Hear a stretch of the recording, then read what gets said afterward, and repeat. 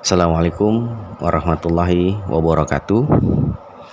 Alhamdulillah wa syukrillah. Allahumma sholli wa sallim wa barik ala sayyidina Muhammad wa ala alihi wa sahbihi rasulillah ya jama'in, amma ba'du. Sahabat-sahabatku, saudara-saudaraku yang insya Allah dirahmati Allah,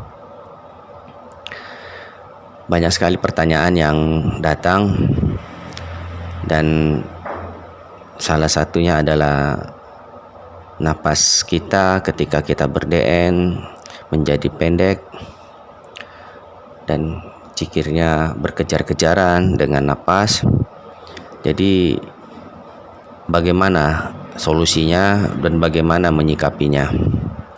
Jadi di sini coba kita bahas. Saya akan bawa atau uraikan sesuai dengan apa yang saya pahami, dan semoga kiranya bisa menjadi pelajaran buat kita semua. Saudara-saudaraku, sahabat-sahabatku, ketahuilah bahwasanya zikir di level 1 atau level awal ini banyak sekali yang gagal faham, banyak sekali yang gagal dalam menyikapinya. Ketika dia berkata sadar Allah, Allah yang mana yang disadarin? Sementara kita ketika di alam ruh baru itu kita bertemu dengan Allah, dan ketika lahir kita lalai, kita lupa, kita terhijab, kita sendiri yang menghijab. Lalu bagaimana? Apa yang disadarin? Yang kita sadarin itu kan ketika kita sudah mengenal. Kapan kita berkenalan? Nah, jadi butuhnya apa? Kuncinya adalah kesadaran. Di dalam DN, di dalam zikir napas, itulah kita melatih kesadaran kita. Diarahkan ke level 1, level 2, level 3, atau sampai level berapapun.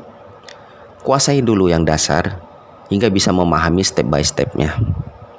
Jangan melompat-lompat, jangan cepat pingin bisa ini bisa itu, dan sesuai dengan kaidah-kaidah dan ketahuitan kita. Jadi jangan kita mudah terjebak oleh sensasi-sensasi.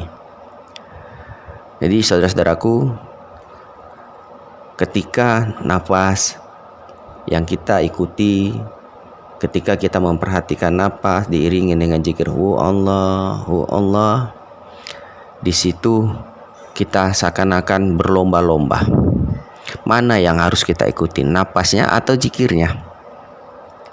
Nah, ketika kita sudah tidak bisa mengendalikan atau tidak bisa lagi mengikuti irama daripada zikir itu, maka lepaskan zikirnya. Saksikan saja, sadari saja. Apakah zikirnya berhenti atau zikirnya terus berlanjut? Kalau zikirnya terus berlanjut, biarkan, kita ikutin, kita sadarin saja, kita nikmatin saja.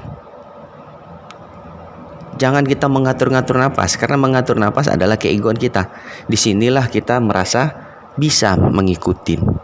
Di sini Allah mengajarkan lepaskan semua dirimu. Kalau masih ada dirimu, maka yang wujud itu, yang hak itu tidak muncul.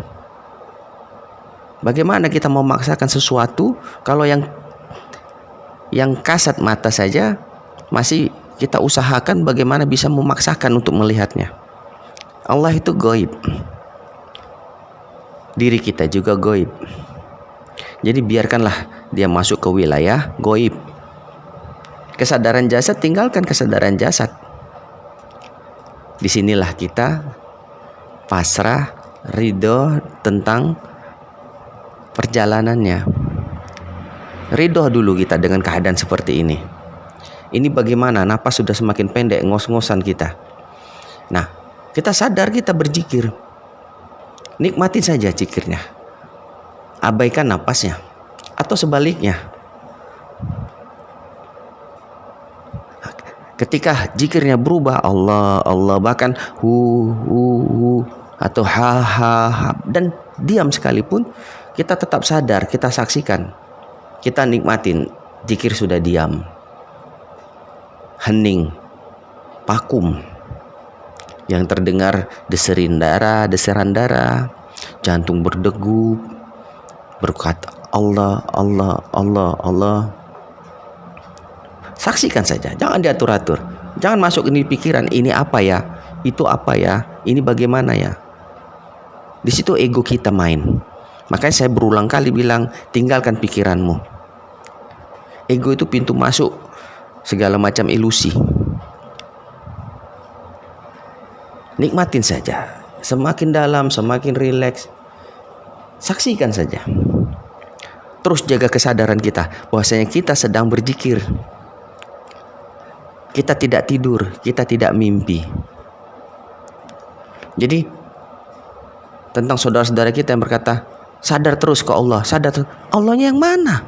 Sementara kita tidak tahu, kita sedang berjalan menuju Allah.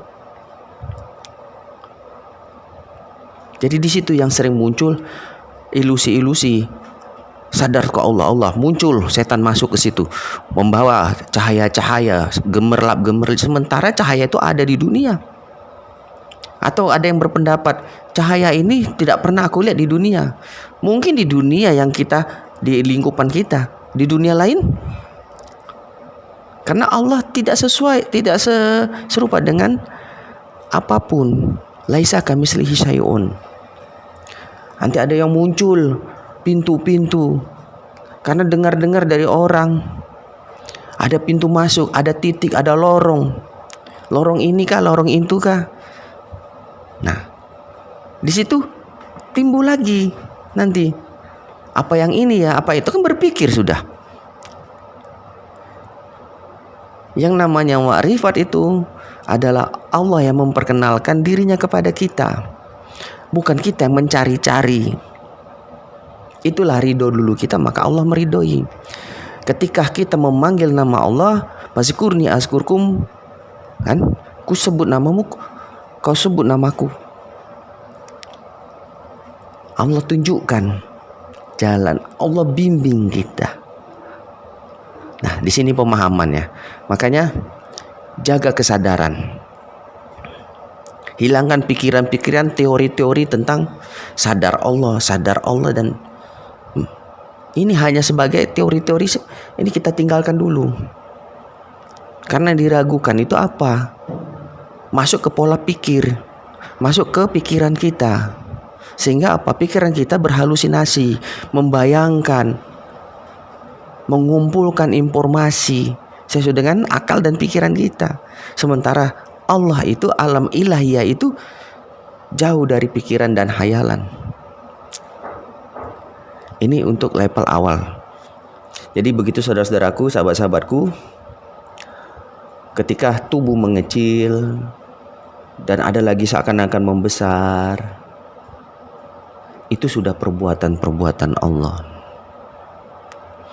Kecilnya kita, itibar daripada kita ini halus, tidak ada apa-apanya. Besarnya diri kita ini, nah, bukti bahwa jiwa itu tidak terikat oleh waktu, tidak terikat oleh luang. Nah, disinilah kita belajar. Jadi jangan ikut-ikutan. Mengikut boleh, tetapi pahami dan rasakan. Jadi itu saja saudara-saudaraku, sahabat-sahabatku, perihal tentang sensasi ini. Semoga kiranya bermanfaat bagi kita semua. Mohon maaf atas segala kekurangan dan kesalahan. Billahi taufik wal hidayah. Assalamualaikum warahmatullahi wabarakatuh.